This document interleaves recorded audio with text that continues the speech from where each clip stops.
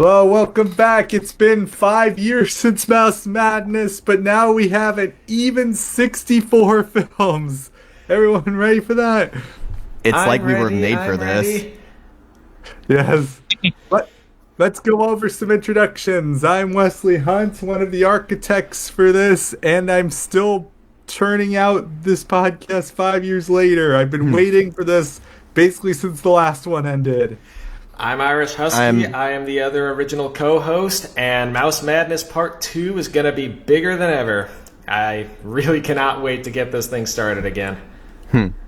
I'm Raccoon Bro VA. I'm one of the guys that gets tortured in Jigsaw vs. Springtrap in Freshly Canal's rap battle, so check that out if you haven't. Yeah.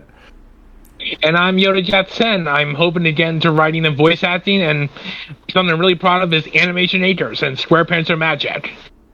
It is a fun story. But we have two new Disney movies, both sequels, to fill out the final two spots in the bracket. We also have a Pixar movie that's not competing, but still is probably worth talking about. This is gonna be this will be a fun gambit of quality that we're going through today. Yeah. Right? Yeah. We're building up to it. I think we're going to have a lot to say about these movies. So let's get started with the second most recent WDAS film, Moana 2. It's bad. Moving on. If you can even call it boring. a film. I had to rewatch it. That's how little I remembered of it. I had to play Fall Guys while watching it because I was so uninterested and needed to keep my attention span going. As of this recording, it has been 4 days since I watched it. I hardly remember a single thing in terms of what happens or who these people are. I remember the Tamatoa cameo at the end. That's about it. Moana 2 is the movie ever. That's pretty much what I can first say about it. Basically, that's here's being how it kind. goes. We've had Disney sequels before. We've had Disney sequels that were 3 parts of a never-made TV series. This is the first one that made it to theaters. Damn. And it's not hard to kind of guesstimate where those episode cutoffs would be within the films. Like I think one that most people can agree on is when they get swallowed up by the clam, and like they have an episode dedicated to their adventures in that, and then like cut off like after they deal with the storm the first time, also like right before the climax. It's it is fairly telegraphed that there's a very episodic feeling to this, and not even just because of the way it's structured, but like even the inciting incident. It's literally just like Moana gets struck by lightning and the plot starts. It's like, go do this thing. Don't ask questions. Just sail, do it. That's all the motivation she has for this whole adventure. Go find these people, connect to the ocean. I'll do it. It might take away from what I've been doing, which is trying to find people and connect the ocean. Okay. Yeah. You have to question in events like that when the people ask the same question about Electro being chucked into a vat of eels and he gets electric powers. How do we know that person didn't just die, or how do we know that they didn't just like have a crazy hallucination and like we're basing it all off of that? And yeah, no, it's very funny to think about. Because also, this is why you do not hire TikTokers to write the songs for a major film. I've I said can't it remember before a when we single talk about one. Wish. I said it before talking about Wish. Only Lin-Manuel can do Lin-Manuel, and he doesn't even do it that well sometimes. So just trying to get an imitator, it's going to expose you so hard. I remember burying my face in my hands when like the inventor ladies started doing that fast rapping section on the boat when they were like singing the teamwork makes the dream work song. Mm-hmm. What could be better than this? Oh, I don't know. How about Lin-Manuel actually writing the songs? Yeah, like when we got to Maui song at the bit where he kept rhyming like nonstop, I was just like, Hamilton. No, Pretty it's much, just yeah. I mean, it, I thought that it's hard not to come off as a pale imitation when you're just like doing someone's style and you're not that person. right. Yeah. I will say I thought that Bat Lady's song was kind of cool. It was the only one that felt like an actual, song in the whole thing. Like Right. it had structure to it, and the Bat Lady has a cool design. I wish she had more presence in the movie and didn't feel like a non-entity for most of it. I can't even tell if she's supposed to be a villain or not, really, because we yeah. spent so little time with her. I will say her animation, like her introduction, it was a little cool. I will give it that. Oh yeah, I mean, I can't deny that. Although Like, it is, I do find it a little cheap that she just has a baby sister now, like from in between films, and the way they get that across is being like, little sister, big sister, you are my sister, you are also my sister. I'm very glad that this is how we refer to each other all the time, in case people don't know that about us yet. And also, the Disney contractual obligation to insert a child into everything, ever since the MCU. This movie technically does have a main great scope villain, but he always shows up in the last 10 minutes. he's literally just Thanos. It's Yeah. he's even purple. Yeah, Nalo. Yeah, he's not even included on the main cast as part of the credits. You have to scroll all the way down. So we are gonna get Moana 3 at some point because this movie made an insane amount of money, which It's greatly because it has depressed me. zero competition, pretty much. Yeah, that Thanksgiving crowd. Yeah. The Thanksgiving crowd that was too young to go see Wicked. Yeah. Yeah, I really do think this is going to be one of those films that's going to have basically no cultural effect, like what people say that Avatar was before the 2 sequels came out. Yeah. No. that's a good way to put I it. think it's more apt to describe that about Frozen 2, honestly. Yeah, but like the original Frozen was much more of an event than the original Moana, it felt like. And Frozen 2 was clearly much less of an event. It's one of those where people saw it, but no one really remembers. But even that feels like an event compared to Moana 2. Yes, people saw it, but that's because it's a sequel to a beloved movie. Most of the people who watched it are, let's face it, not watching this. Right. Oh, but forget about the sequels. Remember, next year we're getting a full-on remake of Moana. I saw that trailer in theaters when I saw Zootopia 2, and I was frankly baffled because it's like, wow, it's really funny how that actress they got for Moana has a naturally curly hair, and yet they straightened it out for the movie despite the fact that her hair was already looked exactly like Moana to begin with. So why did they ruin it intentionally? Yeah, that's very crazy. And for a movie that's barely a decade old. It's like, Come on.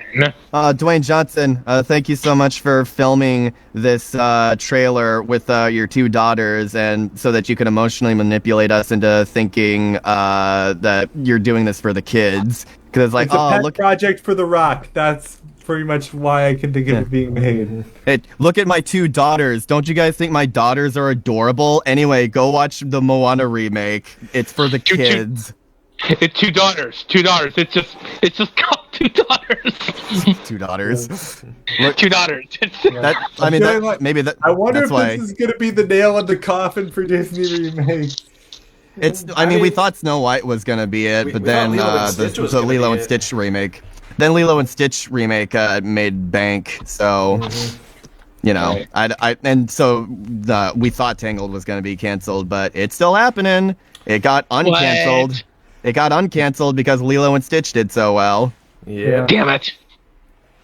And we know that Hercules is also getting one, so this train ain't stopping, boys. Right. Buckle up. They're saying this is going to be faithful. I'm like, how faithful? Because the original Hercules, even though I love it, wasn't faithful to Greek mythology. So how exactly are they going to say it's faithful?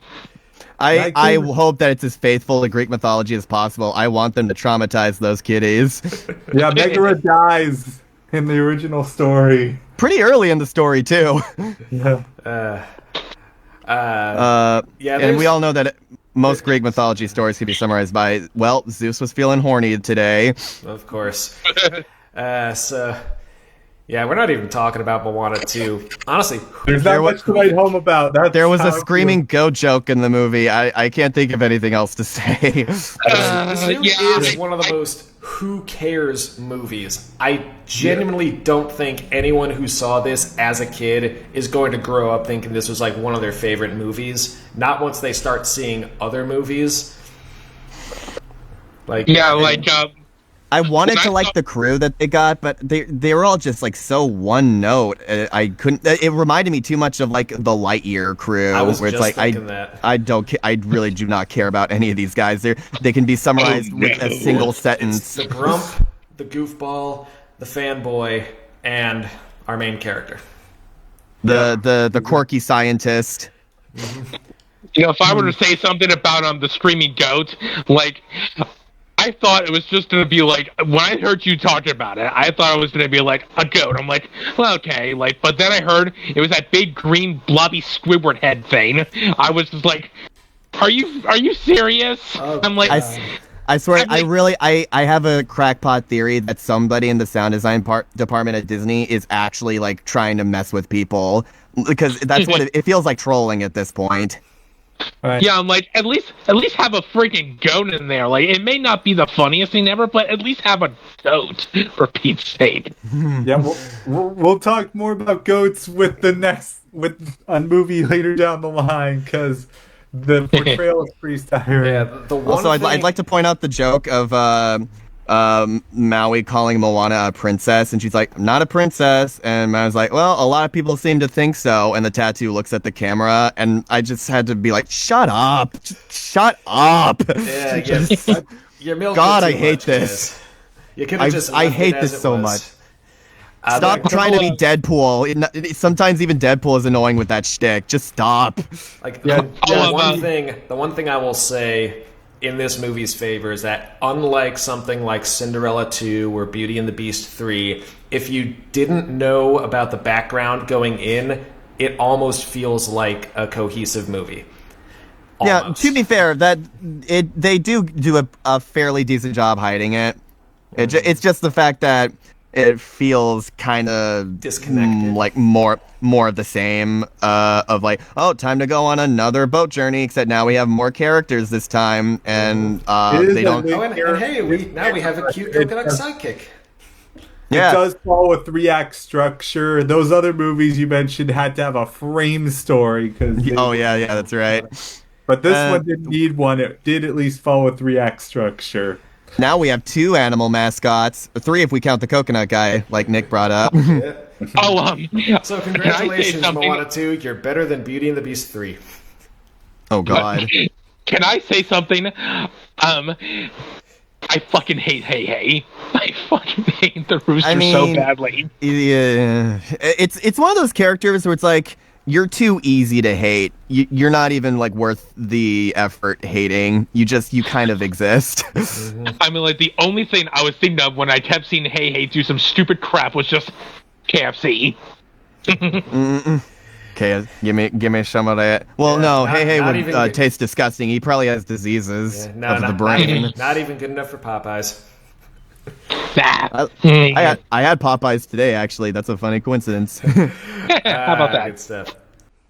The sad thing is, even though Pua is in the movie, he doesn't do anything, sadly, even though he has more personality. I don't think... No, okay, honestly, the coconut guy kind of won me over at the end. I kind of dug him. He's like, I fuck with you the same way I fuck with the germ guy from... Strange World. It was like, yeah, I have a soft spot for tiny silent characters that take advantage of the character animation, and like they just kind of do their own thing. I dig it. Right. That's fair. I need something to grasp. All right. Let's move on to a real movie, please. Yeah. look, Elio was such a pleasant surprise. Oh my gosh, you guys. Yeah, I kind of get why people didn't care for it or what watered down, but it was pretty fun for what it was. Someone pointed out something pretty cool to me. Basically, they said this is one of the very few animated films that plays that sort of misunderstanding, that lie or reveal trope, but they don't linger on it. They just cut right to the chase. Yeah, like Elio, in my opinion, like from my stand on it, Elio, at first, it wasn't grabbing at first, but as soon as Elio met the little kid alien, it becomes a perfect movie in my opinion. Like it takes a while to me for later, but as soon as they two meet, like I love it from start to finish. It's like as soon as the kid Elio meets the little kid alien, from there on I'm sold. Yeah, the thing is though, there's no scene of them moping, and they don't have the big "oh, you lied to us" thing. They just chuck him back home. And then I'll tell you why Glordon works. He's basically the Rowley of this movie, and I love Rowley from Diary of a Wimpy Kid. I know who you're talking about. That's funny. Yes. Glordon is such a delight. He and Elio, the kids, the child actors playing both of them, they did such a good job in this. I think if they continue to act in the future, I think they got a really bright future ahead of them. Yeah. So what did we think of also the rewrites? Could you tell where they came in? Actually, no, I didn't know about any rewrites. Well, I mean, I did know that a lot of stuff in the trailers was different, but I wasn't sure how much of a factor that played into the production of the movie. Well, it did postpone the production. I also like the excuse for why Elio wears an eye patch. Because he got into a fight. Yeah, that was why is he wearing that? What's going on? Well, it's also it made for a pretty good reveal with the clone situation. Also, yeah, that clone is also he gave me a lot of Gooigi vibes from Luigi's Mansion 3. He was an absolute delight. I like how just he is so cooperative with everything, and he just does not have that much stress about anything. He's like, all right, well, if you guys don't need me anymore, I'm just gonna go ahead and decompose now. Feel free to throw my body over some plants if you want to be ecological. Yeah, that's funny. That's really funny. That was funny. And just you also think it's gonna be some big horror reveal, when oh gosh, what's her name? When Olga finds out that he's a clone, and they do the dramatic sting where he grabs her arm, but then he's totally cool. It's like, hi, we need to talk. He's real. He's just a chill guy. He's yeah, no, the jig is up. Time for you to know what's happening. He didn't try to keep the lie going any further. I like that. Right. Yeah. I will say also, one of my favorite character actors plays the bad guy. Brad Garrett. Right, Garrett. I love his voice, and it works to perfection here. Yeah, he's basically second only to John Ratzenberger as the voice of Pixar. He's in so many of them. I'd have to do a count real quick. Finding Nemo, Ratatouille, Bug's Life. A Bug's Life. I'm gonna not a Pixar movie, but Tangled. Oh yeah. I guess if we're counting those, we should bring up Eeyore. Apparently, he was also in Planes as a character. Huh. Named Chug. If we did a Planes episode, it would be shorter than the Moana 2 segment here. Oh Lord. Yeah, no, I don't need to see Dane cook plane in my life. Yeah, Elio was pretty cool, and hey, I love you, bye.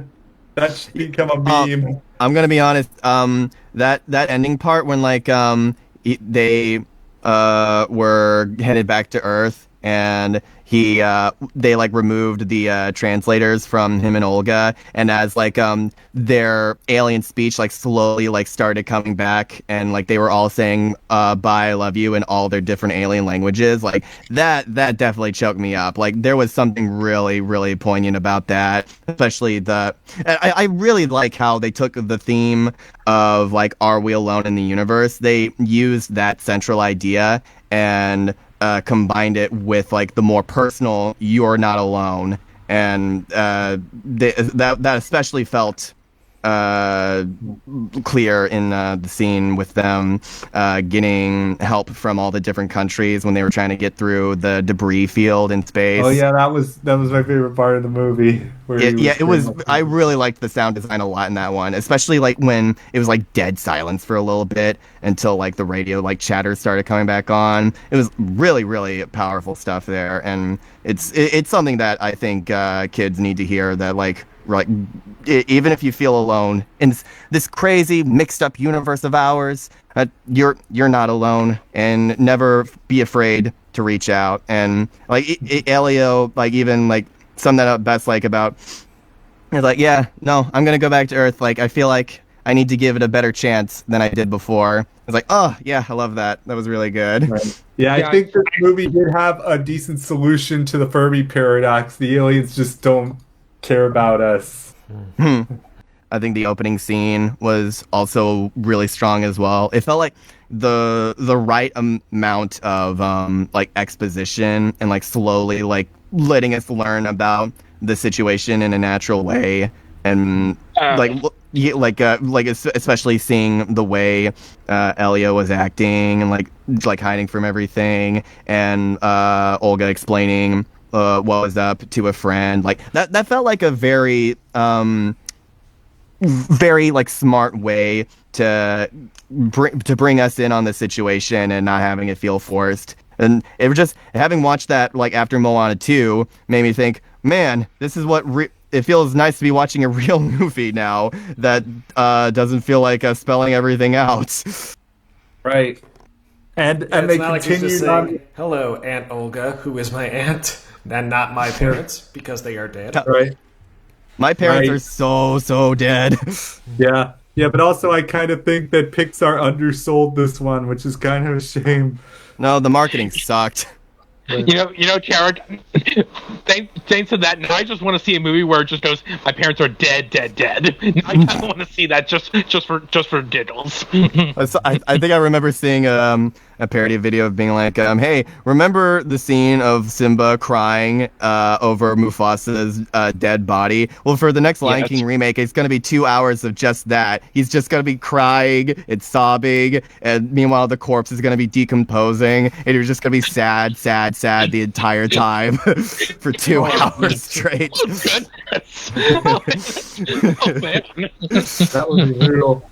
It was released in November, so Disney was really Oscar baiting us on this one. Right, they got real avant-garde. Yeah, they undersold it, but it's funny, when I saw this in the theater for the first time, it was moderately full, and a lot of people seem to enjoy being there.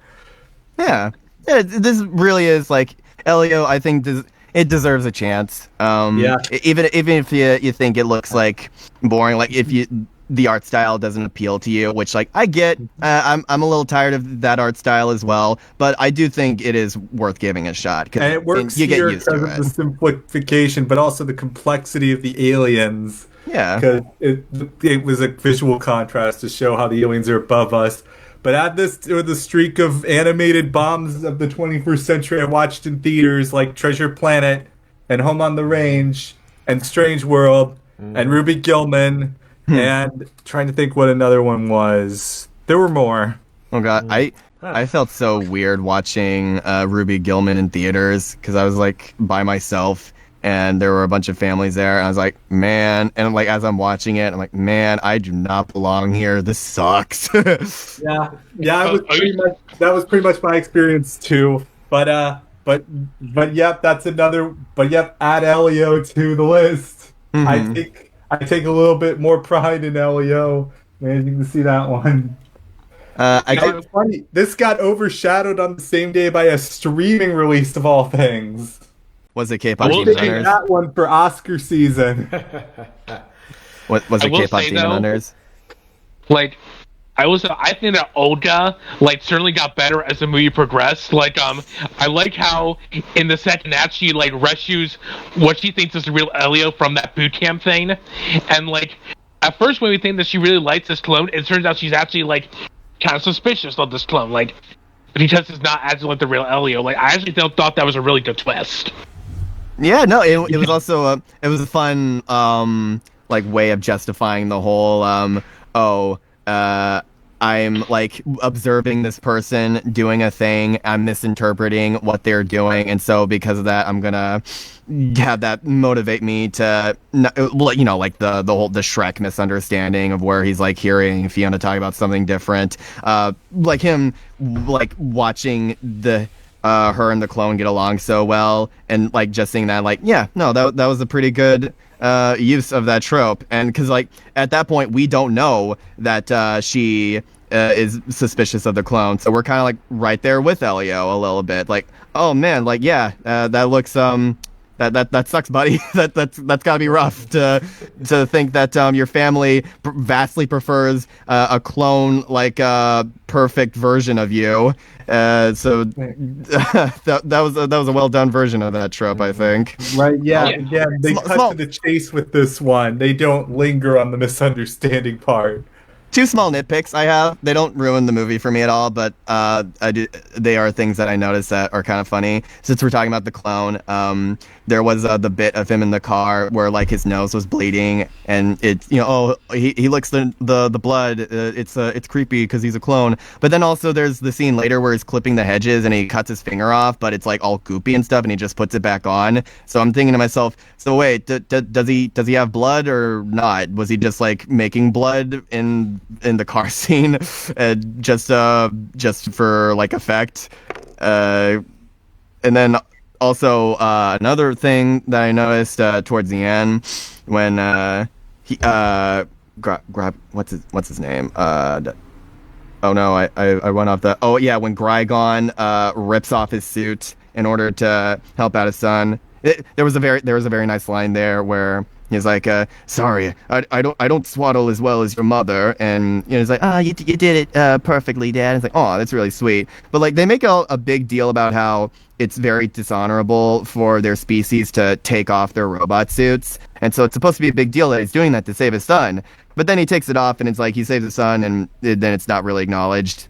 And it kind of is like, oh, okay, well, I guess that wasn't as big a deal as we thought it was. Never mind. Like, they don't really bring it up after that. I mean, to be fair, he's probably the only one who truly enforces that rule. Yeah, probably. So, I don't know. Yeah. It's just like a small things, like I said. I will say, one of my favorite things, after, like, the bad guy saves his son's life, one of my favorite line deliveries from Brad Garrett is just when he turns to Elio and he just says in a deep voice, "Explain." I'm like, oh man, that was good. Yeah, like, that was good.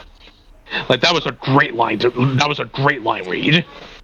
Oh yeah, I liked all the voice actors in here. It's another thing about Pixar. It's nice to hear a bunch of character actors like doing their thing in this, and like not even being able to recognize a lot of people here. Pixar doesn't really do much stunt casting. They actually audition for Pixar.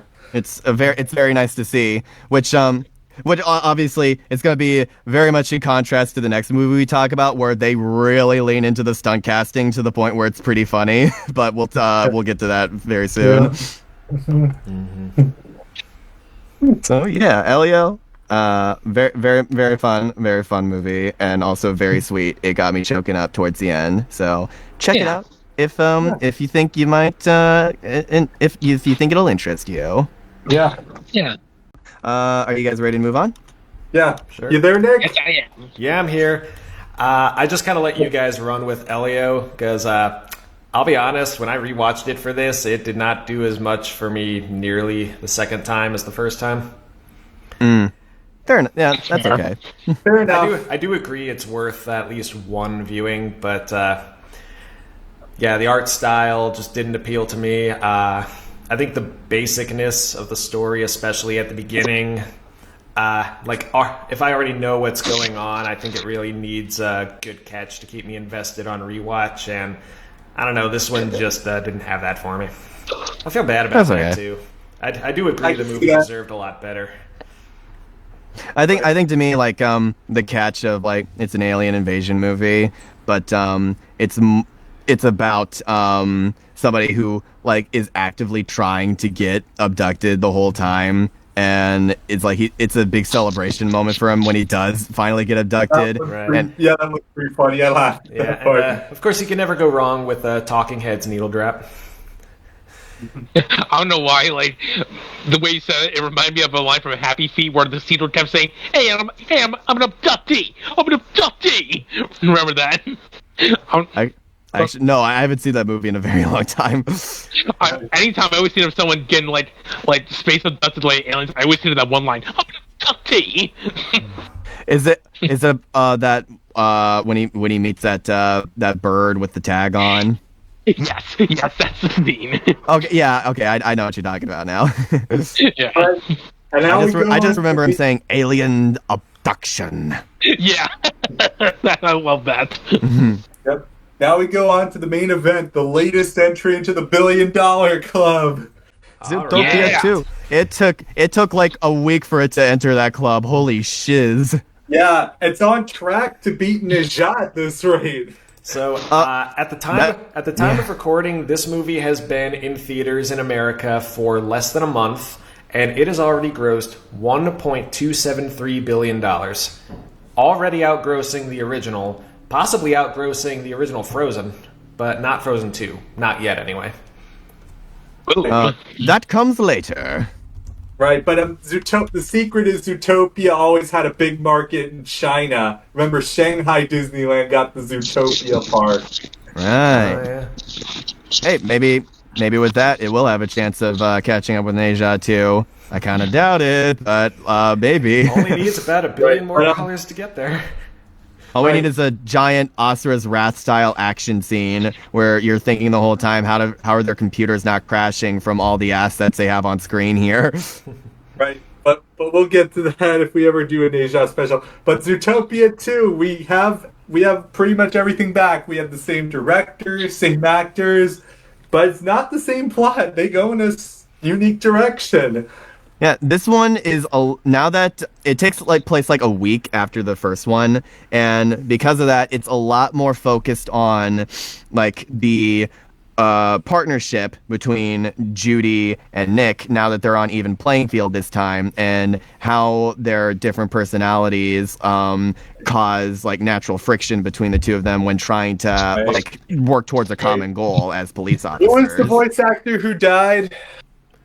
I got Tom Lister Jr. Right. At least he did. At least his family did give permission, and it's like one line. I'm very glad that it's recycled audio and not AI. Yeah, which they could have done, but they did the Robin Williams thing. It was Finnick, the guy that pretends to be a baby. Oh yeah. Dude. Oh yeah. There was like, oh, that's nice that they're using recycled audio for him. I wonder how big of a part he's gonna play. Yeah, he had the one line. But it's still the line from the movie, and the hustle was actually pretty funny. Mm-hmm. Oh, and something new. It's not just reptiles they show. Now they actually show marine mammals. Yeah, that's what I like about sequels like this one, where if you don't need to do much in order to make it a perfect sequel, and this is kind of like something that Shea Frillis gets into a bit. As long as you like expand on the themes of the first one and like find new ways to like make your world like richer and expand upon it and give the characters new things to do that feel like natural extensions of their arcs from the first one without like retreading stuff. In that sense, like Zootopia 2 is like I would consider it a perfect sequel in that regard. I would argue that like I kind of had a better time with this one than the first film, because like, oh my god, like not only is like the world building really fun, but like the dialogue in this is so snappy, and it just like, even if like I don't laugh out loud at something, I'm generally like gonna smile like at any of their quips, and there are still a bunch of moments where like I was genuinely like laugh out loud. It was laugh out loud funny to me, right? And a bunch of like kids and everybody in the theater agreed too, so that was nice. Yeah, I'll agree that this is a pretty decent one, and it's probably the best Disney sequel, or at least since Rescuers Down Under. But I don't even like Rescuers Down Under, so I would say it's the best Disney sequel. Right, but yeah, other than that, what keeps this from the first one, I think, is the pop culture references were a little bit more in your face this time. Yeah, well, that's one of those things where it's like I would probably want to like watch the two of them back to back. Right, I mean, the first one did have them, but this time it was a little more blatant. They basically just reused the scene from The Shining. Oh yeah, with like hey, Michael Giacchino's score went hard there, so I was totally cool with that. Yeah. Right. No, I will say there was a character called Michael J. A Fox when he says the line, "What are you looking at, butthead?" I'm just like, oh come on, they should have had Thomas F. Wilson, have played a fish character called Thomas F. Gilson. Oh yeah, they could they easily could have. I actually didn't know that was Michael J. Fox in the because like when he said butthead, it made me think of Back to the Future. So I was like, but that wasn't Thomas F. Wilson's voice. Zootopia world building, fish are not sentient. The predators have to eat something after all. That's true. Yeah. Yeah. But the dolphins are. Because they're not fish. They're Fish. they're fish, not food. Do you guys know? Our friends, not food. Shit. There was like so many like blink and you'll miss cameos in this as well. Like freaking. I was surprised. Like okay, so I never heard of a dick before, but it was like the tiny animal that got stuck in the tuba. Do you guys know who voiced that character? Dwayne "The Rock" Johnson. Yes, it's so random, but also that's one of the funniest jokes in the movie too, because they have like a running gag about you know, you guys are solving this mystery, maybe you can solve the mystery of finding where that dick landed. I think they just wanted an excuse to say dick in a non-vulgar sense. Maybe. And also, like, and speaking of The Rock, the anti-venom pen is voiced by Ali Cravalho. Oh, geez. It's so random, but I love it. I love celebrity cameos where they're just like, it makes no sense and it like comes out of nowhere, but like that's what makes it funny. Right. Yeah. The only mammals that don't feature in Zootopia for now are primates and flying mammals like bats. I can understand primates not appearing yet because that might hit like a little too close to home, right? Like They're too human-like, and I guess bats are kind of too hard to animate. maybe they'll I save don't that know. for the sequel Moana 2 did a pretty good job animating those bats. on a TV budget, no less, or streaming TV. Well, budget. if the sequel hooks anything to go by, we might get some. If, Yes. Or heck, we might even get a full series just showing their. Did you guys- Caps. Did you guys all stick around for the post-credit scene? By the way. That's what I was referring to. Yes. But I was the only one in my theater that stuck around for that, and after I saw it, I talked to the workers outside, being like, so many people are missing the sequel bait at the end of that, and they thought that was funny. Right, Yeah, like, I remember, like, as soon as I saw it, I'm like, it was just one, but as soon as I paid attention to Feather, I'm like, birds! We're really having the animal kingdom be the justification for each sequel in this franchise, and I'm weirdly okay with that. Right, yeah, let's go. What do we think of the new president, or mayor of Zootopia, rather? Patrick Warburton. Hey, It's been 25 years since. Remember that time I was the mayor of Zootopia?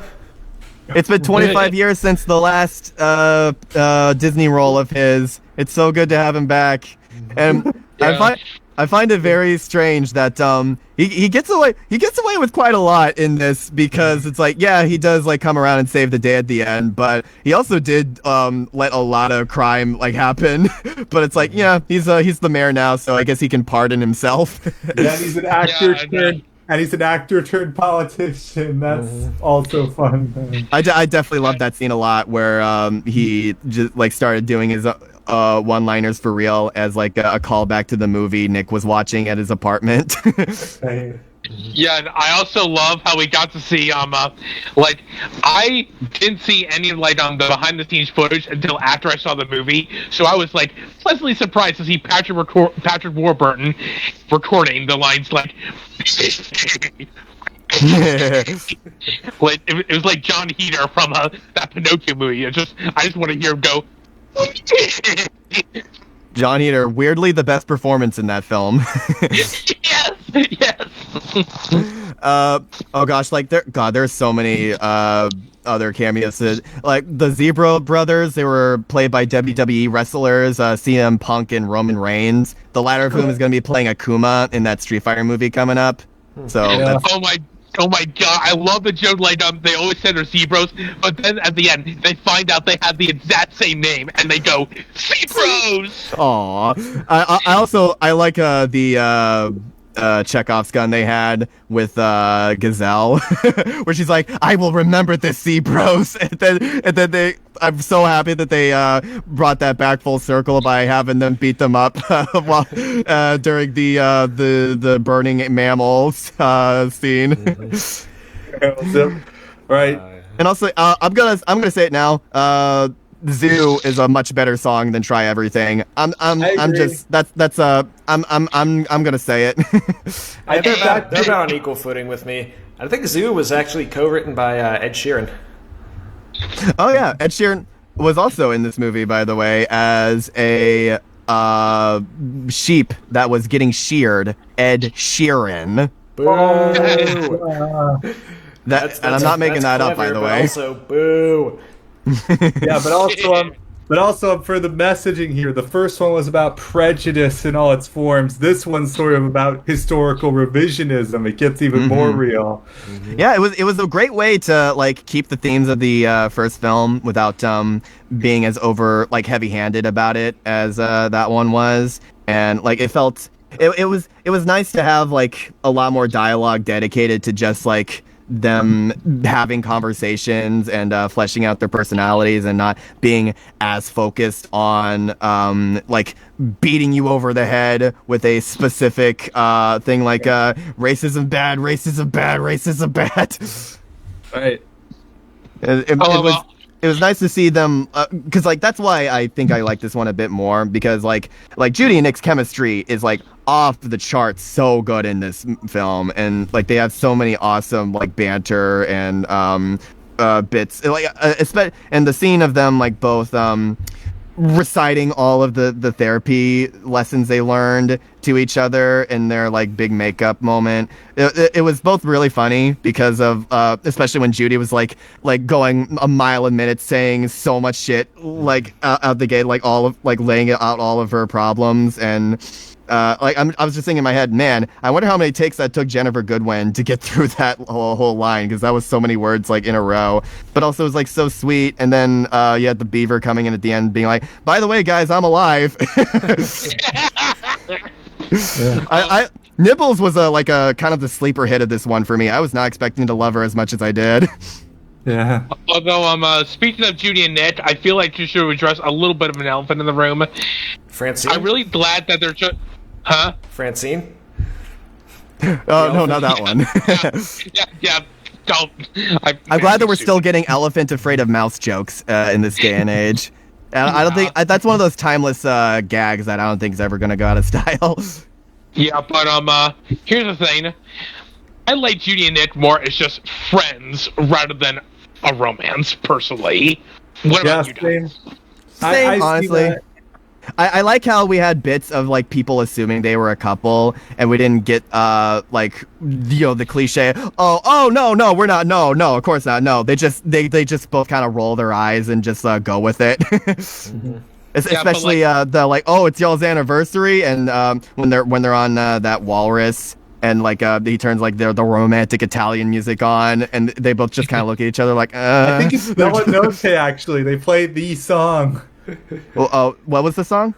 Bella Notte from Lady and the Tramp. That's right, they did. Fair. Yeah, okay. I didn't catch that. Fair enough. Although on the subject of them going to the swamp, I always like this show where like they're like pretty much forced to eat the worms. But they're like. We made you eat worms. Hey, everyone, you see that? They eat worms. Guys, I got them to do it. I love Danny Trejo. He's one of those voices in kids animation that just like keeps showing up, and I'm like, man, you kids have no idea the kind of movies that he normally does. Be Not thankful just that you're allowed to hear his. Remember, Spy Kids. Be thankful that you're allowed to be graced with his sultry tone. Right. Yeah, he's also Vasquez from Big City Dreams, which is awesome, by the way. Oh my goodness, yeah. That's cool. Also, we ready to talk about the other big. Yeah, we also ready to talk about the other big make or break for this movie, the one that might influence this movie has a twist villain in it. Yeah. And I think it's one of the better ones, personally. Personally, I'll bet. it was harder to call this time. Like, it actually caught me off guard. Mayor Bellwether at least had some build up. I like how Yeah. I like how Judy even point blank said, "Huh, sorry about that. I was kind of freaking out. Normally, I was expecting like a twist of some kind around this part, and then she got stabbed. I was like, oh, that made me laugh." Yeah, like I think, what makes it work is that they don't wait until like the last 5 minutes of the movie to reveal it. Like he actually gets like some time to be villainous, and it was. And what made it interesting to me, especially Andy Samberg's performance, he did a very good job, was him like rationalizing at first that no, like what I'm doing is like the right thing. Like you get where I'm coming from. Like we're kindred spirits. Like we've been. So like he's saying all the same points that they were talking about before. How like we're both like just trying to prove ourselves. So you totally get where I'm coming from, right? Like as she's dying from poison, it's like, oh man, yeah, no, this guy is a total sociopath. Holy crap! Right. And he point blank, and she was like, you don't have to be like your family. You could do the right thing. And he even point blank says, I don't want to though. It's like, damn, okay, yeah, no, this guy's bad news. I do appreciate he's not that. getting like. I do also appreciate that his demeanor and mannerisms don't change at all even after the big reveal. Like he's still like the same, like chattering, blubbering, socially like- awkward Lynx that he was when they first met. Yeah, and he even had to convince his dad at first that like he wasn't betraying them. He's like, no, I swear I'm on your side. Like, trust me, this was all part of my plan. And his dad's like, don't disappoint us, like, because like he literally had no other choice but to like rely on him. And yeah, like Right. that's what I think makes a good twist villain. If they feel like the same, even when they like reveal themselves. That's I know kind we of already why talked I about like- Frozen before, but like Hans is a perfect example of how not to do that because Yeah, he that's basically kind of becomes why a I different feel like character. Think Candy was one of the better one because he was already the villain. He just changed his identities. Disagree Yeah, on Hans. I'll go more into that when we get to the Frozen section of Mouse Madness. But I do want to say that he and Pawbird actually do have quite a bit in common in terms of their like motivations. You know, they're youngest of their families, clearly not appreciated, and have to go to great lengths to earn either respect and or power. Gotcha. I didn't know you like Hans. I'm interested to hear your opinion on that later. I will say, like, something I also like about Pawbird is like the way it's revealed he's the bad guy is genuinely a shock too. Because when he like injects Judy and with that stuff, I'm just like, oh shit, like it was legitimately suspenseful in a way. That's some good ass storytelling right there for you. Yep. Also, Fun fact. little side. Fun fact: his siblings are voiced by Brenda Song and Macaulay Culkin. I was actually really glad that you were gonna bring that They're a up married because couple in real life. Yeah. I was going to like side tangent there for a second, but since you brought it up, I'm going to say it now. I'm very glad that Macaulay Culkin, who because he was in Home Alone, he was like one of my childhood heroes. I was like, oh man, I wish I could be like him. His name is Catrick, which is like a couple letters off from my actual name. So I'm thinking like, hell yeah, let's go. They basically, this is the closest I'm going to get to having a Disney character named after me. So I'll take what I can have get. one. It's in Home on the Range, Steve Buscemi's role. Oh, the character that appears for like 5 minutes. Yep. That's funny. And I've got one. I keep It's forgetting the male- Steve Buscemi's in that one. And I've got- Oh yeah, wait, Nick. Yeah, you get like you get like a Wow. way like better top billing than me. Exactly. Yeah. Are there any Jackson Disney characters? Trying to think. Let me check. There's a Jack DreamWorks character. And the first Puss in Boots. Well, close side, I think there was a Disney director named Wilfred Jackson, which I don't think counts, but like it's close enough. Yeah, What did they Puss- direct? Yep, but Well, What he directed a lot of the older Disney films. He co-directed. yeah, Gotcha. I've heard the name, but by the way, I think my favorite joke from the movie would probably have to be when Clawhauser was like trying to like get them the coordinates for where they needed to go, and the whole bit of him like trying to distract the mouse there, but accidentally getting him in the donut, and somebody taking the box of donuts with him, and it was like, oh, that's bad, oh, whatever. And then, like, he's, like, trying to get into his thing, and he's like, oh, I need a password, and the password's on, like, a tiny-ass sticky note that he has to, like, very carefully look at, and then they're like, well, how many of these boxes have cheese in it? It's like, that's one of those scenes where it's like, not only is it suspenseful because it's like, oh man, hurry up, we need this soon, but like the comedy just keeps building and escalating on itself perfectly and naturally, and it's also really good observational, relatable humor as well. I was like, yeah, this was like, man, they cooked on that of all comedy things, there. Of all things, that scene reminds me of the vending machine scene from Chicken Little. One of the better scenes from that movie. Yeah, it was pretty funny. Oh, right. Also, going off with Moana 2, this movie showed restraint. The goats do not scream in this one. Oh, yeah, no, they were actually they were delightful German stereotypes in this one, and they were one of them was voiced by the director, I think, Jared Bush, or no, Jared Bush was the writer. What? Right. Hold Jared on. Bush was he was the co-director of this movie. He worked on the first one, but this time he co-directed. Okay, so the goats were voiced by both of the directors, and also Jared Bush wrote this one too. Neat. Yeah, so there you go. That's a fun. We get plenty of director cameos in films, but I don't know how many like co-director cameos we get where they voice characters in like the same scene like that. Mm-hmm. So very cool. Though I will admit, in terms of goats, I actually kind of like the two goats from Brother Bear, like the ones who keep saying, "No, shut up!" Like it was one of the few funny scenes of the movie. I chalk that up to the voice actors being really good. Yeah. I think if I had like a small complaint about this one, notice how this whole time we haven't brought up Gary DeSnake the entire time, who's like a major part of the marketing, and you're thinking like, oh man, he's gonna be a major character.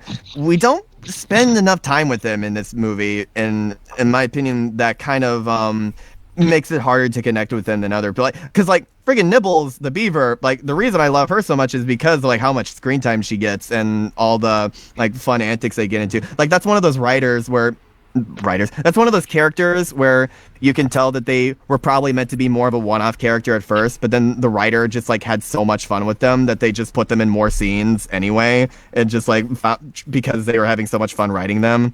But when it came to Gary, it's like towards the end, he's like, because Judy, you're my best friend, and I'm like, I don't buy it.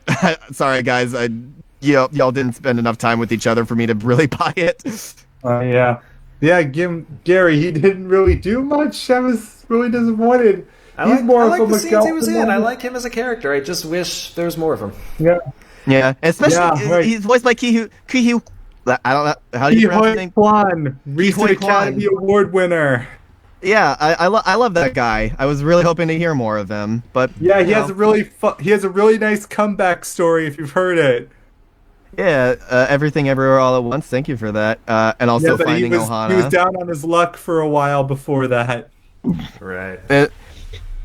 So yeah, hey, maybe if he appears in Zootopia 3, he'll get a bit more screen time. I am kind of hoping that because of how much of a big part they played in Climax, like they sort of became a team. Like that, I am kind of hoping that Gary and Nibbles become like big members of the cast in the third one. Like they actually get to be kind of deemed honorary members of the crew, sort of, and they get to go along. I did like again. how they had him use his pit viper abilities. They did their research there. Do pit vipers regrow their fangs? By the way, I think they do. Let's see. Let's look that up. Because that was messing with my brain, seeing him be asymmetrical for so long. I was like, please regrow your fang. This is making me uncomfortable. Yes, they do. They can regrow their fangs. Yeah, I guess it just took too long then. But I was like, man, I was hoping he would at least grow it back for the final scene where he's like reuniting with his family. But nope, still gone. Yeah, but the heat vision thing, that's true. They can actually do that. Yeah, I really like how they incorporated that, and it was a very cool visual art direction there as well. Anytime it popped up. Yeah, and in terms of what I thought was one of the funniest scenes, it was when Judy and Nick reunited with the possums, like the Godfather possum.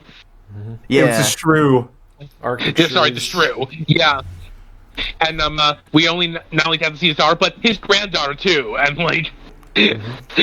One of my favorite scenes is when she says, "Kiss my ring," and they start really going, "Kiss the ring right now, kiss it." I don't know, just like something about. Oh, by the way, that little girl shrew was voiced by Cecily Strong. For those who are curious. Oh, neat. Oh, nice. Yeah. I love Mr. Big. I had met Maurice LaMarche at Fan Expo, and it was cool getting to congratulate him for winning an Annie for his performance as Mr. Big in the Zootopia miniseries on Disney Plus. I don't know if we talked about that on the show, but I'll bring it up now. Straight up, the one centered on Mr. Big is a really good episode, and It's I the also only one I remember, I consider it the only good episode of that thing. Is like because It was really good. the reason it's so good is because like it expands on the world and like actually has an interesting story to tell, and it even answered a question of mine that I had about the first ones because I was curious about. I wonder why these polar bears work for this guy. I wonder what the story is there, and then we actually got the story, and it was really cool and compelling and made a lot of sense, and it added new context to the world and those scenes and why they would be so loyal to him, and it was especially cool seeing them come back for the sequel, and now they're all just like perfectly fine with the new direction that their business is taking, that now they're working I forget what it was called, but I think it was something like they work for legitimate clothing or something, and that's where they make all the pink clothes in that factory. I was like, that's one of those like visual gags. I'm like, nice, I love it. Right. Yeah, on the subject of Maurice LaMarche, I got to meet him twice, and each time I met him, the dude was a total gentleman, like a very, very, very funny gentleman. Yeah, I love Maurice LaMarche. Yeah, he's awesome. Right. So, we ready to go on to the bracket? I think so. Sure. First, we discuss how the seating worked. Right. So, for those of you who are new to the podcast, hello and welcome to Mouse Madness. I started this in 2020 when the actual March Madness was canceled due to COVID-19.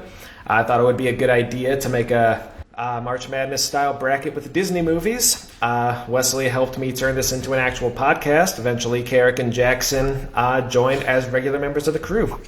So, yeah, we're going to bring it back now. So before I reveal the bracket, let me explain to you just how I did the seating. So when I did the original seating for Mouse Madness, it was just a weighted average of the IMDb score and the Metacritic score. But I decided to go a little bit in depth. I'm an actuary by trade, so I just felt like this would be a good idea to hone some of the skills that I've picked up on the job. For the record, Zootopia 2 does not mention actuaries. Zootopia 1 does. Therefore, Zootopia 1 is better.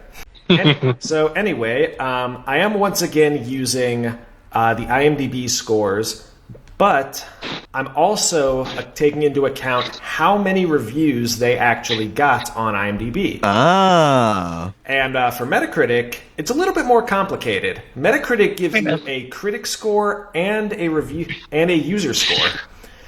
So I decided to incorporate both of them, or since Metacritic is a site that's less popular than IMDb, I figured people leaving reviews there should be weighted a little bit heavier.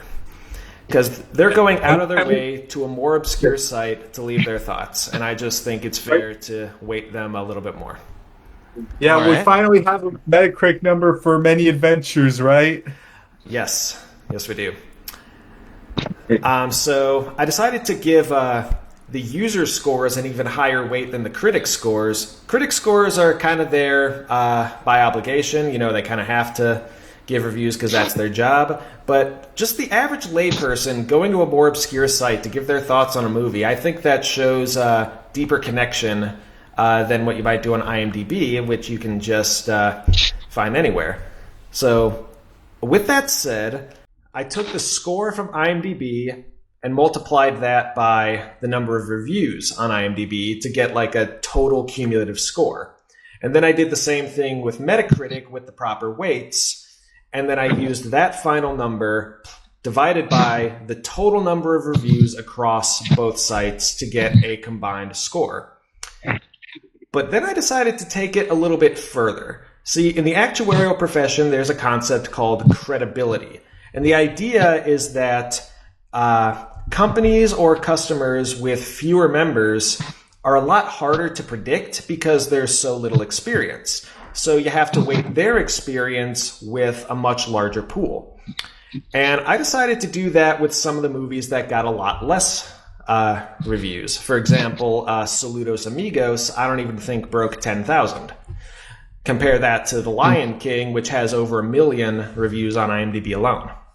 So I figured that I would weigh the combined score against a credibility-weighted score for each era, like the Golden Age, the Silver Age, the Renaissance.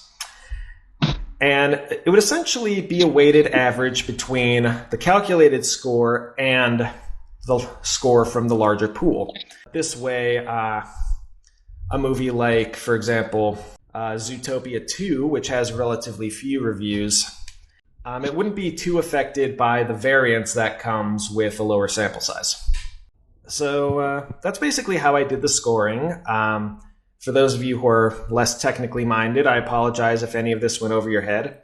Basically, it's just a more rigorous way of scoring than what I did before, and I think that makes for a much more interesting bracket than what we had in the past. They'll make it harder for Emperor's New Groove to defend its title. Yep. So, with that being said, I've ranked every single movie based on their final score, their credibility-weighted score. So the top 4 movies are all going to be 1 seeds in their respective classes, A through D. Then 5 through 8 are going to be the 2 seeds, and so on and so forth. Remember the flaw I pointed out with the last tournament? It should be 1 versus 4, 2 versus 3. Last time we did 1 versus 2 and 3 versus 4. Yes, so that doesn't really affect things until we actually get to the final 4, but I will keep that in mind for when we get to that point. With that being said, let's get on to the actual bracket. So starting in Class A, the 1 seed in Class A, and therefore the overall 1 seed, is The Lion King, with an average weighted score of 8.5. Oh man, 8.5 is the highest? Yeah. Keep in mind, this is out of over 1 million reviews. IMDb users are notoriously picky. Good. Well, hey, at least we know what the benchmark is. True. And it will face the 16 seed Home on the Range. Gee, I wonder which one's going to move forward. Or who knows, maybe Lion King will pull a 2018 Virginia. Somehow I doubt it. Right. Anyway, the 2 seed is Big Hero 6, and it will face the 15 seed Make Mine Music.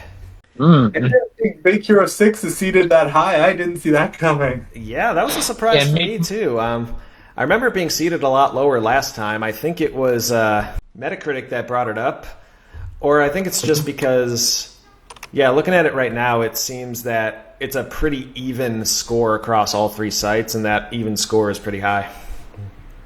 Yeah, and Make My Music is the only animated Disney film from the canon not on Disney Plus. Mm-hmm. Yeah. Some people think it might be because of licensing issues. Right. All right. Our 3 seed is Mulan, and it will face the 14 seed Dinosaur. Yeah, Mulan as a 3 seed really works. It's like it was a 7 last time. I thought that was short selling it. I absolutely thought so too. The 4 seed is The Little Mermaid, and it will face the 13 seed Frozen 2. The Battle of Hans Christian Andersen. How about very that? interesting revisiting that movie. I don't remember anything about it. Or going off characters from the Frozen movie, if you put them together, you have Hans, Kristoff, Anna, Sven. Yep. Oh, I actually never considered that. All right. Yeah, I always thought that was Yeah, pretty Little cool. Mermaid held steady. It was a 3 seed, I think, last time. So I think so, it's yeah. holding. All right. The next matchup is actually a thematic one. See if you can guess the theme. The 5 seed is The Many Adventures of Winnie the Pooh. And the 12 seed is Brother Bear. Bears. Bears! Yes. This is not over! Bears! Like bears. Yeah. All right. The 6 seed is Tarzan. And the 11 seed it will face off against, I'm actually surprised it's seeded this low, Hunchback of Notre Dame. That's going to be a big one. That's going to be like the big ticket matchup. Right.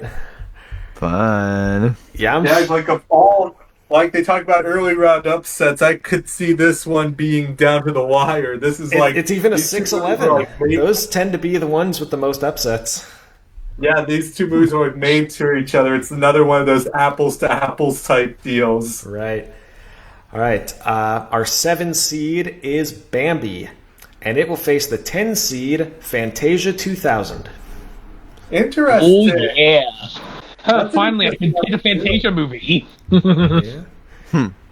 Like, I always felt so bad, like, for the last podcast we did where we talked about Fantasia, I always keep voting the film that Fantasia's based off again. So, like, I like Bambi, don't get me wrong, I really like it, but, like, I love Fantasia 2000, man. I love these Fantasia movies so much. Fantasia 2000 did pull off the big one last time. It was up against the overseeded Three Caballeros, but still was one of the few low seeds to win the first round. Right.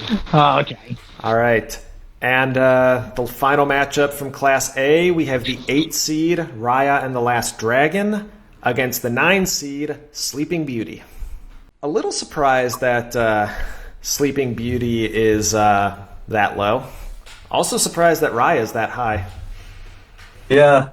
Usually the 8 and 9 cancel out, so this will be another interesting one to watch. I'm actually really liking the layout of this tournament. It's a little bit more unpredictable than last time.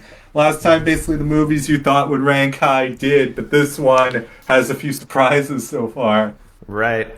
I think the big difference in the seeding is that because IMDb has so many more votes, that gets heavily weighted, even with the adjustments I made to Metacritic. Yeah, that's probably why Bambi dropped from 2 to 7. Right. All right, let's move on to the Class B matchups. So the 1 seed in Class B is Zootopia 1. And Right. it will face the 16 seed Chicken Little. Top animal movies. Oh, poor Chicken Little. It never stood a chance. Hey, All right. The little chicken that keeps on a chucking along. This is not an interesting matchup. We all know what's going to win. Anyway, Right. The the answer 2 might surprise seed you. is Wreck-It Ralph. And the 15 seed, which it'll face against, is Melody Time, another wartime package film. this was the same matchup from round 1. Really? I mean, the last time they were the same. They were the same 2 films were paired, but different seeds. It was 6-11 last time. Wow. The 3 seed is Moana, and it will face the 14 seed, the Three Caballeros. Which, yeah, this feels like a much more appropriate seeding than, what was it, 5 last time? 5. Yeah, 5. That's wild. Yeah, because the thing is, Three Caballeros has a 6.3 on IMDb. On Metacritic, it has an 85 critic score. That's high for them. So, The Three Caballeros is always something I like to consider. I always like to call eye candy the movie. Yeah. Together we are birds of a feather. Yeah. Who needs LSD? You could watch that one sober and it would have the same effect. right. I'm looking forward to revisiting that. All right, moving on. Our 4 seed is Pinocchio, and it will face the 13 seed Pocahontas. Oh, you know, those names are weirdly similar. Yeah, Pinocchio, they start with P. Pocahontas. Where Yeah, do you They have an aim? oak. They got oak in there. Yep. All right. 5 seed is Lilo and Stitch, and it will face the 12 seed Bolt. Don't these movies have the same director? I'd have to look it up. They might. I think they actually faced each other in the first round in the episode that I couldn't upload because my audio got cut off. Oh yeah, I remember that. That's why it seemed so. Oh no, it's Chris Williams, not Chris Sanders. My bad. Yeah, but Chris Sanders was actually involved with Bolt, but they didn't like his ideas, and I think led him to go into DreamWorks. Right, where they remade his big hit there as well. Right. Yeah. I think the live-action Lilo and Stitch is going to give the animated one the edge here, but I'm going to be looking forward to going it happened with Mulan. That's how Mulan made the Elite Eight. Right. But I think I'd actually go to bat for Bolt here. I have a soft spot for that one, although I do like both movies fairly. I can see similarly. that. Yeah. All right. Our 6th-seeded movie is Hercules, and it will face the 11 seed Ralph Breaks the Internet. Yeah. I had to stop myself. I was so close to saying, honey, you mean Huncules there when you said that. I was right there with you, brother. That was the best joke of the original. Hercules is still a 6 seed even with this. Man. So I would have voted that. I would have voted that. I wouldn't have a problem. I think last time... I'll save it for when we talk about it. Yeah, I think last time it faced Frozen 2, another sequel from the late 2010s. Yep. All right. Our 7 seed is Alice in Wonderland, and it'll face the 10 seed, The Great Mouse Detective. Ooh, that's going to be a hard one for me. I love them both. I'm looking forward to when we get to Alice in Wonderland because I can talk about when my mom and I rewatched that movie for our Disney marathon we had a while back. Right? Yeah.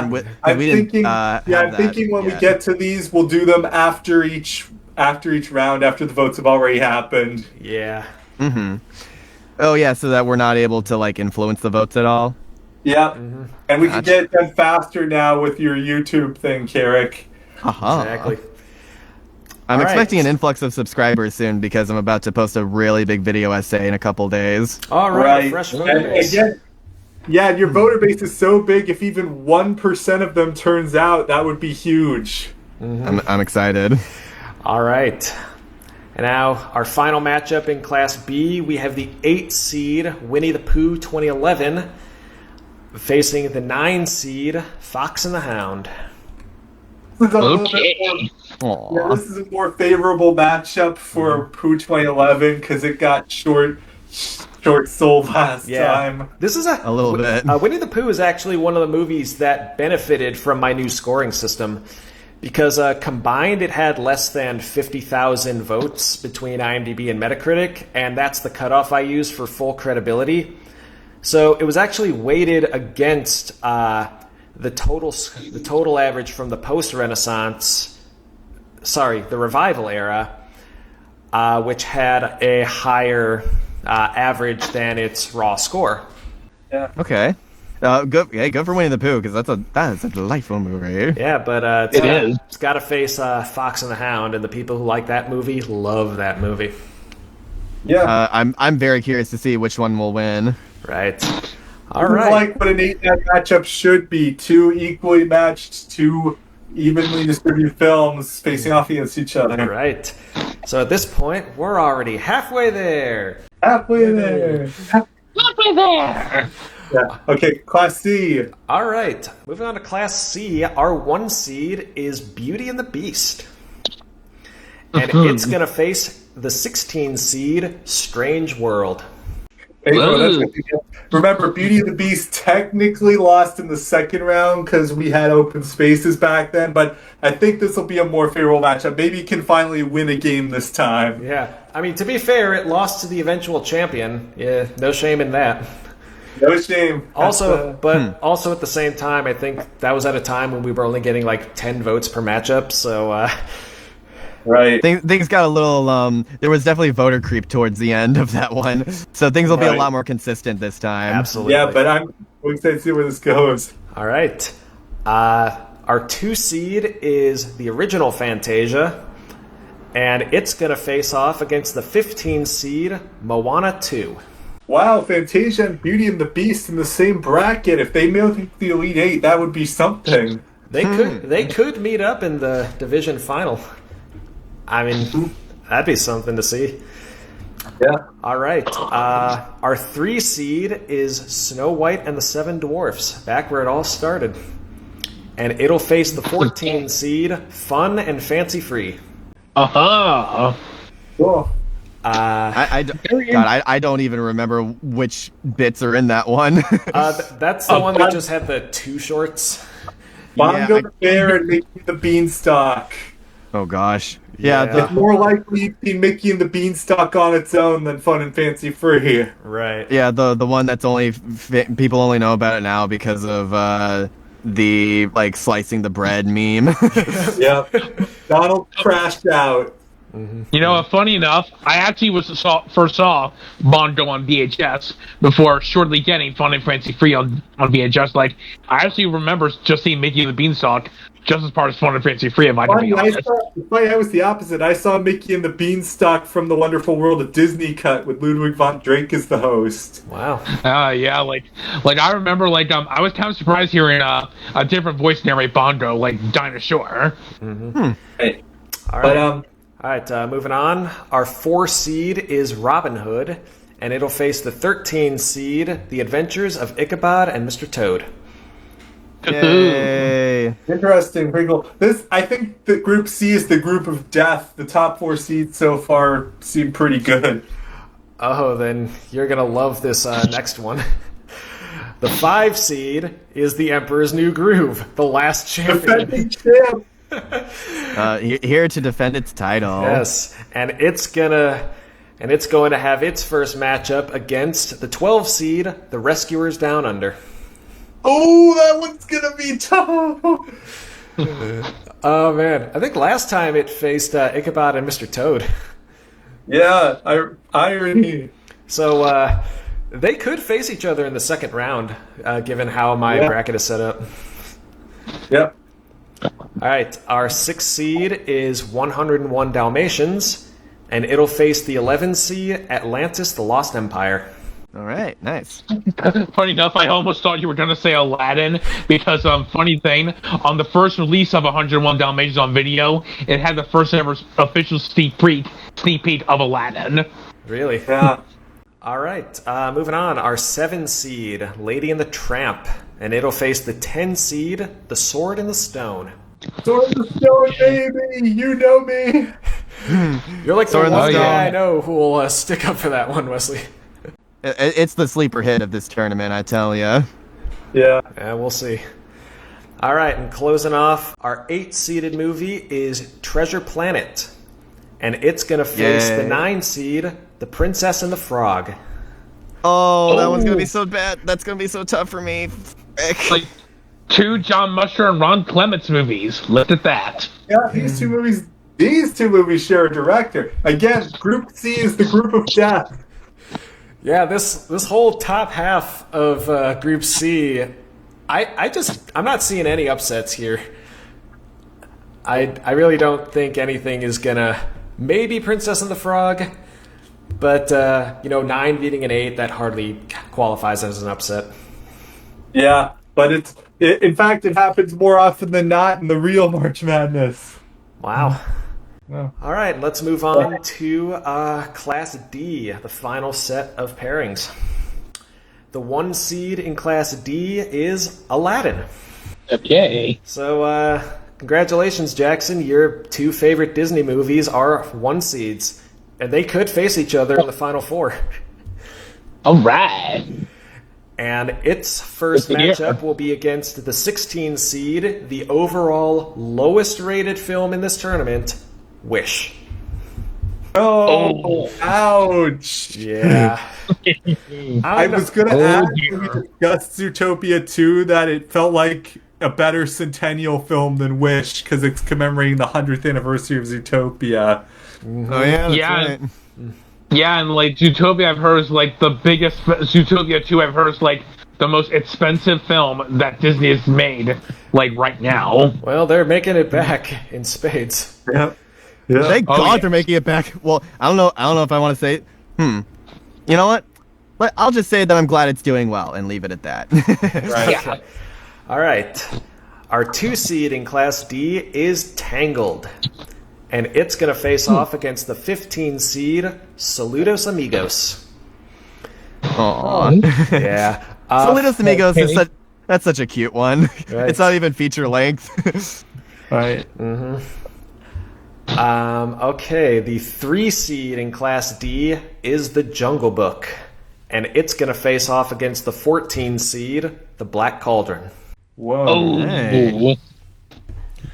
For some reason, when you said the Jungle Book, my mind thought you were going to say the Jonkler. I don't know why. That's a video game term. It's not applicable here. But this is like 2 black sheep's Disney movies. The They're Jonkler is just a funny way of saying the Joker. Yeah. All right. All right. And our 4 seed is Zootopia 2. All right. Even after just a Impressive for a month, big- even after just a month of reviews and with a slight boost from the credibility, it's a 4 seed. And it's going to I'm face the excited. 13 seed, Oliver and Company.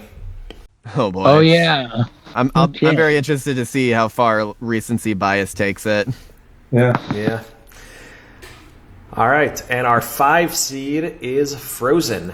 And it's going to face the 12 seed, Meet the Robinsons. Okay. Disney's quote, most overrated movie against quite possibly their most underrated. At least if what I hear through the grapevine is correct. Yeah. When I everybody- took that title from Treasure Planet because Treasure Planet is so underrated it's rated. Yep. It has to make you wonder if you talk about a movie being underrated enough times, does it eventually become just rated? Right. Huh. Yeah. All right. Our 6th seed is the surprisingly underseeded Cinderella. I think last time it was a 3 seed or a 4 seed. It was a 3 seed and it came within a tiebreak of the final 4, so All right. And I still remember that being one of my favorite moments of the whole podcast, where I lost myself in laughter because of the hypothetical we brought up where Cinderella uses stasis on her stepmother and whacks her a bunch of times and uses her as a ride and flies off into the distance. yeah. Right. But yeah, it was a final 4. It was an Elite 8 film last time, so Right. I forget, which movie did it lose the tiebreaker to? Fantasia. Right. Anyway, Cinderella will be facing the 11 seed, The Rescuers. Okay. Okay. That'll be a tough one for me, honestly. All right. Not for me. Our 7 seed is Peter Pan, and it's going to face off against the 10 seed, The Aristocats. Aristocats. I'm not going to lie, this might be the one time I go to bat for Aristocats. Oh, man. It has Good thing charm. I have a letterbox list that organizes all of these films, so Right. I can just determine which one I ranked higher. Right. Thomas O'Malley's underrated. I like him. Yeah, he's okay. I can rewatch him and things. I love George, like that old man who appears at the beginning and end. Like, one of the funniest lines in the movie will always be, "Not surprised I was when I was 80." All right. And our final matchup, we have the 8 seed Dumbo facing the 9 seed Encanto. Oh boy, that's poor Dumbo. Dumbo and Encanto. Poor Dumbo. Encanto got underseeded, I thought. That's one of the more popular films, especially this decade. So It's one of the only 2 good Disney movies I like this decade. yeah, Like, you could almost say that both these films are about misfits in a way. yeah. So follow Carrick's channel to get the polls because he has the most subs. Yeah, I got that pull, baby. I'll probably make a post eventually announcing that, like to get people ready for it, so that they're not just like. Right, and whenever this bombasted by it video on there. launches, that's when the polls go live. We'll say that. Right. Hope to get it launched before the end of the year. That's good. Yeah. So, yeah, this is our bracket, and I have to say, it's a lot more interesting than the first one. Not just because we actually have a full 64 this time, but also just the matchups in general. I think we've got a lot of really strong competition this time. Right. Yeah, it feels a lot more balanced. And the seating's less biased towards older films, so it makes it interesting to see how far they go, and it would be a little bit more like the real March Madness, where you'd have upsets and Cinderellas and... Notably, 3 of the 1 seeds are all from the Renaissance, and 3 of the 2 seeds are from the Revival era. Yeah, Cool. By the way, just gonna point out, shout out to Nick for doing all the math and stuff, so that we don't have to. right. Hey, it's my job. Quite literally. Oh yeah. Good, very good point. Anyway, All right. thank y'all for tuning in, and I hope we get a good turnout this time around. I'd really like to see what happens when we have a sizable voter base. I really think things are going to be... I'm looking for at least PIXAR panic numbers, 100 to 200 votes per round. Yeah, that'd be great. I will say this: I when I posted 2 recent polls as sort of build up to my upcoming season 6 ranking to give people a chance to predict what placements I'm gonna do. I got about 600 votes on one of them. Oh, dang. So yeah, we will not be wanting for turnout here. We're eating tonight.